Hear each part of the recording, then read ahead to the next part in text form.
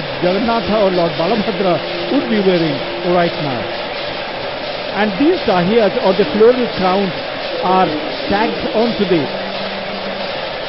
bodies of the British at the 7th step when they turn towards the north, when they take an exit from the main temple through the dancing hall.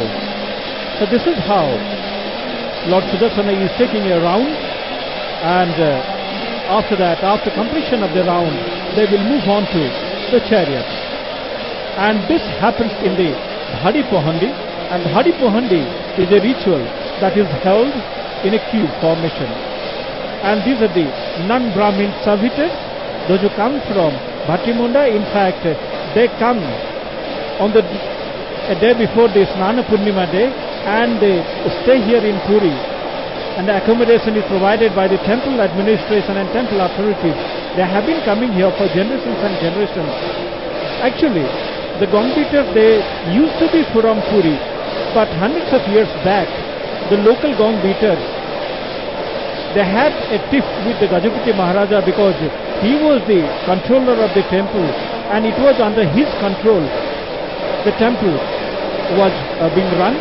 So after that tiff, Gajapati Maharaja decided that the gong beaters would be brought down from a place, the place which is synonymous with the bell metal industry. And these are the people, those who make the bell metal utensils, and they came down from that place, and they will be staying here in Puri for about a month after the Lord complete their sojourn and return to the visual throne. So for 1 month, these servitors or the gun beaters from Bhattimunda in the district of Cuttack, the village is located at about 90 kilometers from the holy city of Puri. They come. So this is how the gong beaters are there, and they would be also alighting the chariots there, and they would be also adding cheer to the procession. And this is how it is being done, and this is the way the Dhadi Pohandi is done. And Lord Sudarsana, who is worshipped in form of a pole on the visual throne, is alighting the chariot of Goddess Subhadra, that is beautifully draped in the black and red color, and all attention is on the chariot, and over to Subhendu for the commentary in Hindi. धन्यवाद सरोज। और यहाँ इस समय हम लोग के सामने अभी सरोज बता रहे थे हम लोग को कि यहाँ का पूरा जो इतिहास और जो मिथक यहाँ से जुड़े हुए हैं वो हर किसी बात के, जबकि सुदर्शन जी की पोहंडी इस समय हो रही है। मैं आपको बता दूं कि यहाँ हर बात के जितना भी घटनाक्रम आज आपको देखने को मिलेगा, और जैसे जैसे चीज़ें होंगी उसमें से हर बात के न जाने सैकड़ों हजारों इंटरप्रिटेशंस मौजूद हैं।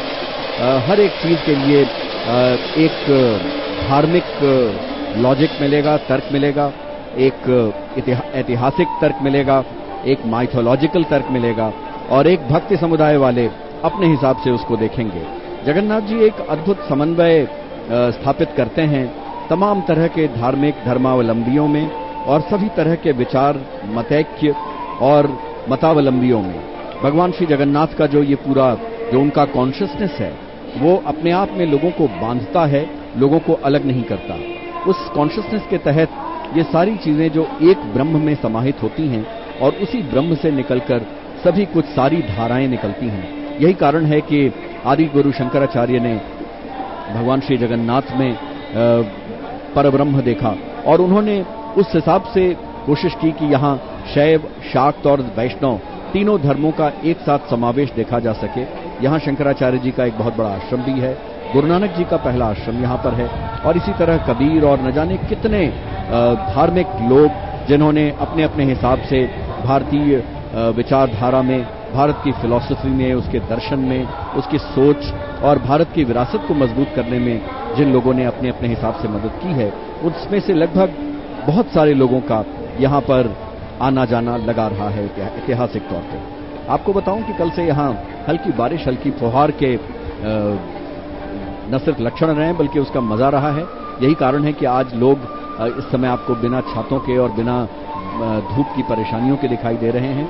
धीरे धीरे भीड़ बढ़ती हुई है। कल रात से ही भक्तों का यहाँ अपार समुदाय था। बड़दंड पर पुलिस और जो सुरक्षा बल हैं वो सब चौकसी बनाए हुए थे। कल यहाँ जो रथ तीनों दिखाई दे रहे हैं बड़दंड पर यानी ग्रैंड एवेन्यू पे, वो तीनों रथ रथशाला में जहाँ उनका निर्माण हुआ अब से कुछ दिन पहले, अक्षय तृतीया से जब ये पूरा रथ यात्रा का पूरा प्रोसेस स्टार्ट होता है, उन तीनों रथों को कल यहाँ बड़दंड पर खींचकर लाया गया, इन जगहों पे जहाँ आपको ये दिखलाई दे रहे हैं। और देर रात तक कल समुद्र तट पर भी चहल पहल थी। हालांकि समुद्र कल से और आज भी काफी उग्र दिखाई दे रहे थे क्योंकि बारिश का मौसम है, हवाएं तेज थीं और काफी समुद्र की लहरों में बहुत ज्यादा उफान दिखलाई पड़ रहा था। मैंने कल बारिश के बावजूद रेत पर भी और यहाँ बड़दंड पर भी सोए हुए हजारों लोगों को देखा, जो बड़े आराम से तरतीब बेतरतीब कैसे भी बहुत प्यार से यहाँ बैठते इंतजार करते हैं अगले दिन का कि सुबह कब हो और कब बड़दंड पर ये पूरी रथ यात्रा का आयोजन, उसका पूरा जो आयोजन है वो आगे बढ़े। इस समय हमारे साथी बता रहे हैं, फ्लोर मैनेजर साहब, कि बारिश रुक गई है और नतीजतन धीरे धीरे लोगों का पारावार अब बढ़ता हुआ बड़दंड पर। और जैसा कि मैंने आपसे शुरू में ही आग्रह किया था कि जैसे जैसे रथ यात्रा का ये पूरा, जब ये तीनों रथ बारी बारी से आगे बढ़ेंगे, सुभद्रा जी का, बलभद्र जी का और फिर जगन्नाथ जी का जब रथ आगे बढ़ेगा, तो आप देखेंगे कि उस समय पीक पर होता है लोगों का, यानी कि चरम पर होता है लोगों का पार्टिसिपेशन, लोगों की भागीदारी, लोगों की मौजूदगी। क्योंकि ऐसी मान्यता भी है कि रथों के जब रथों पर देवता आरूढ़ हो जाते हैं तो उनके दर्शन मात्र से अगले जन्म से मुक्ति मिलती है और उन रथों को खींचने का पुण्य काफी माना जाता है। और उससे भी ज्यादा एक बड़ी अजीब सी विरासत की बात है, क्योंकि ये जो चारमार जिस पे लोग चढ़ रहे हैं, ये जो स्लोप बनाया हुआ है नारियल की लकड़ियों से, इस स्लोप को आज के जमाने में बड़े आराम से हम लोग इलेक्ट्रिक तरीके से, मैकेनिकल तरीके से कुछ भी नया किया जा सकता है। लेकिन जैसे ये 1000 वर्ष पुराना मंदिर और यहाँ की परंपरा है, उसी तरह इन चीजों को वैसे ही रखा गया है। मौसम इतना बढ़िया, इस समय आपको आसपास चिड़ियों का पूरा झुंड दिखलाई देगा धीरे धीरे उड़ते हुए। विहंगम दृश्य देखें तो अब आसमान खुल गया है और हल्की बदली जरूर है, लेकिन बारिश बंद होने की वजह से न सिर्फ लोग बल्कि पशु पक्षी सब अब धीरे धीरे बाहर निकलेंगे। मंदिर का ये विहंगम दृश्य आपके सामने, अरुण स्तंभ आपकी नजरों के बिल्कुल सामने और सिंहद्वार, उसमें लोग जाते हुए, क्योंकि जब सुदर्शन की पहुंडी होती है तब फिर बारी बारी से फिर सुभद्रा जी को, बलभद्र जी को, दाऊ भैया को और फिर जगन्नाथ जी को लाने की प्रक्रिया शुरू होती है।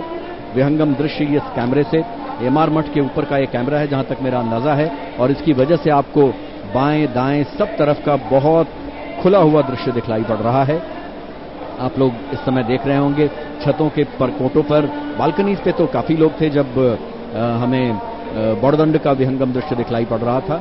लेकिन अब जहां कैमरा पैन हो रहा है ये पूरी नगर है और पूरी नगर में इस जगह अगर कोई छत पे खड़ा भी हो तो उसे रथों के दर्शन हो पाना मुश्किल है, लेकिन दूर आपको नारियल के पेड़ों की छटा दिखलाई पड़ेगी।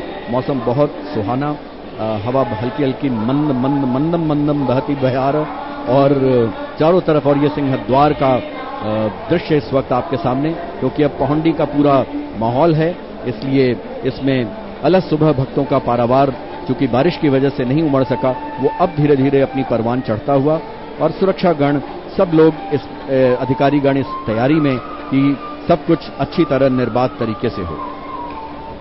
सामूहिक उल्लास पर्व बीच बीच में आपको दिखलाई पड़ा था। हमारे साथी कमेंटेटर सरोज ने बहुत बढ़िया गोट्टी पुआ की व्याख्या की थी। जो गोट्टी पुआ, महारी, ओडिसी, इन सब नृत्य परंपराओं का जो उद्गम स्रोत है वो भगवान जगन्नाथ का जो कॉन्शियसनेस है, भगवान जगन्नाथ की जो पीढ़ी परंपरा है, वहीं से उसका स्रोत निकला है।